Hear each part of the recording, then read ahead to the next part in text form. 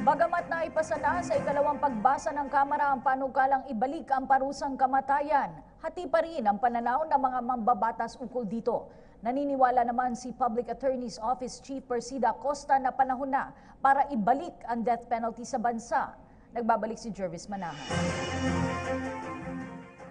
Kung may karapatang mabuhay ang mga halimaw sa lipunan, may karapatang din mabuhay ang mga inosenteng tao. Ngayon, mamimili ang Estado sinong dapat buhayin, ang mga inosenteng mga Pilipino o yung mga halimaw sa lipunan. Oras na raw para ibalik ang bitay, ayon kay Public Attorney's Office Chief Persida Acosta. Masyado na raw kasing dumarami ang mga halimaw na walang pakundangan sa paggawa ng iba't ibang krimen. Pero may kambyo si Acosta.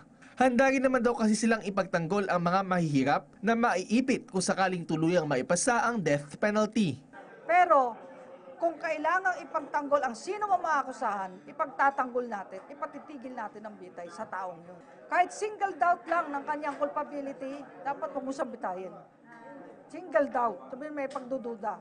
Kahit pasado na sa second reading, hati pa rin ang pananaw ng mga mambabatas kaugnay na pagbabalik ng bitay sa bansa.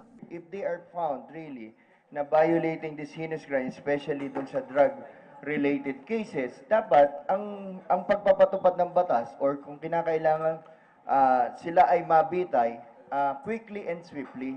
Pero giit ni Kabayan Party List Congressman Harry Roque, sakaling maipasa ang death penalty, pwedeng questionin sa Supreme Court ang legalidad nito. Lumagda kasi ang Pilipinas sa International Covenant on Civil and Political Rights o ICCPR na nagbabawal na pagpapataw ng bitay kung hindi naman seryoso ang kasalanan. 2 beses na rin daw nating tinanggal ang parusang kamatayan sa bansa. Una sa pagpapasa ng 1987 Constitution at ikalawa ng bawiin ito noong 2006 sa ilalim ng Arroyo Administration. Data na hawak namin, nung tinanggal po natin ang death penalty, bumaba ang heinous crimes.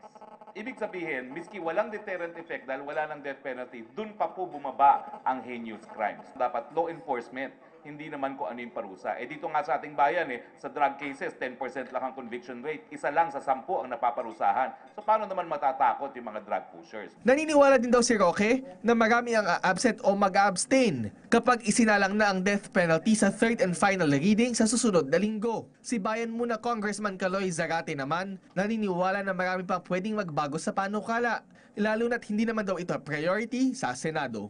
I cannot really understand if those who are pushing for the death penalty bill, if they have the numbers, then wala silang dapat katakutan. No? Hayaan nila na magpahayag yung mga membro natin dito sa Kamara. Para sa PTV News, Jervis Manahan.